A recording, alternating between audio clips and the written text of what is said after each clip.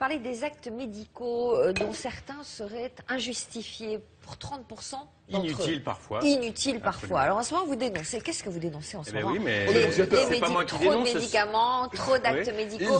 Vous voulez absolument remplir les trous de la sécurité sociale. Absolument. C'est l'Académie de médecine, c'est des études qui montrent qu'effectivement, il y a des choses qu'on ne devrait pas faire. Donc on va en parler ce matin. On en parle avec Claude Rambaud, président du collectif interassociatif sur la santé, qu'on a déjà eu le plaisir de recevoir sur ce plateau. Bon, allez, on ouvre le dossier sur les actes médicaux. 30% des actes médicaux seraient inutiles.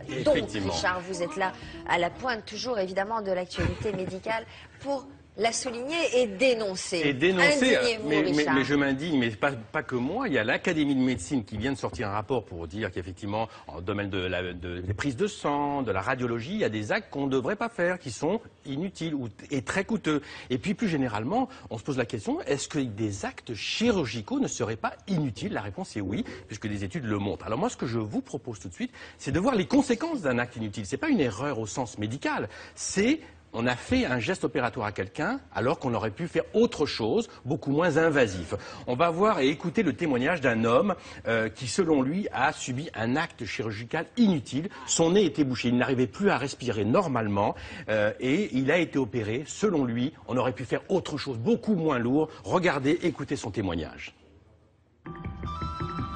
Même si cela ne se voit pas, Mustapha, 50 ans, vit depuis 7 ans un véritable calvaire, après 4 opérations chirurgicales pour libérer son nez bouché. Après coup, le problème, le nez était toujours bouché. Il n'y a eu aucune amélioration. Aujourd'hui, je vais très très mal. Psychologiquement, physiquement. Des maux de tête récurrents, des brûlures nasales, des sécheresses nasales, buccales, des problèmes à déglutir, des courbatures au réveil. Pour moi, il s'agit vraiment d'un acte inutile, tout à fait.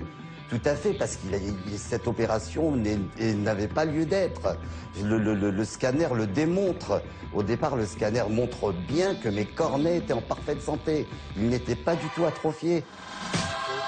Le premier scanner disait tout simplement que mon mari avait une légère déviation nasale. C'est-à-dire qu'en fait, il a le nez qui n'est pas droit.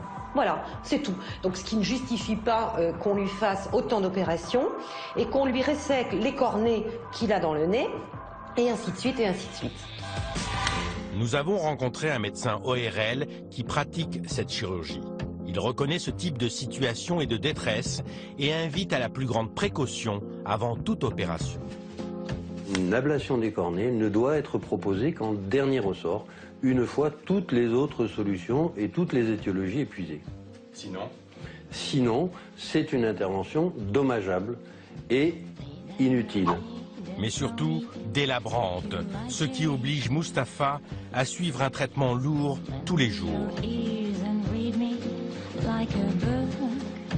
Je mets mon masque et ça m'envoie de l'air humide dans les narines, ce qui me permet justement de respirer un tout petit peu mieux. Nadine, quant à elle, dénonce le tout chirurgical.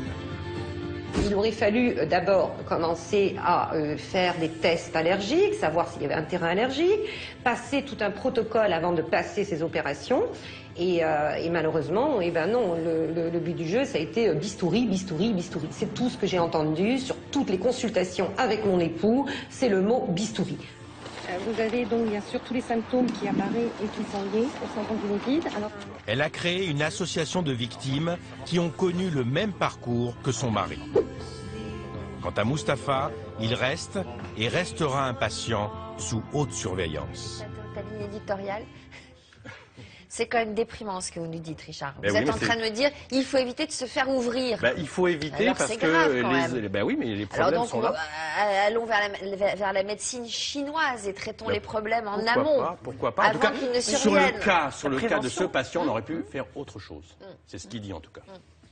Bon, alors qu'est-ce que vous dites, vous? Non, mais Claude Rambaud, vous représentez, vous, les associations de malades. On parle de 30%. Est-ce que ce chiffre, si j'ose dire, est béton? C'est vraiment une réalité? Il est très cohérent avec l'ensemble des études internationales et nationales, qu'elles soient globales ou ciblés sur certains actes. C'est considérable, Globalement, 30% des actes. Oui, ça veut dire que nous dépensons inutilement 30% de nos ressources et pendant ce temps-là, on ne peut pas prendre en charge d'autres patients qui nécessiteraient.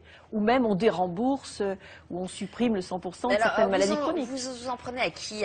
Vous dites Au que système. les médecins sont incompétents? Au système? Non. À Je qui pense que si effectivement il y a des actes inutiles qui sont aussi bien, comme le disait Richard, des actes importants chirurgicaux, notamment le rachis ou autre, on va en parler, ou bien des actes comme des actes de laboratoire ou des actes de radiologie inutiles.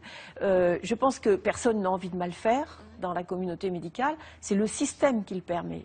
Donc c'est sur le système qu'il faut travailler, il faut travailler avec les institutions, l'assurance maladie, la haute autorité de santé, tout ce que les patients ne côtoient pas tous les jours, et mettre en place des procédures et des recommandations. J'imagine qu'ils sont conscients de tous ces chiffres.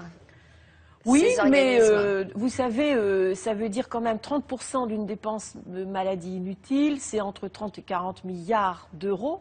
C'est une somme très importante. Beaucoup de gens en vivent. Ces 40 milliards d'euros passent bien quelque part. Donc le sujet est compliqué. Alors concrètement, on va essayer de donner des conseils aux gens qui nous recherchent.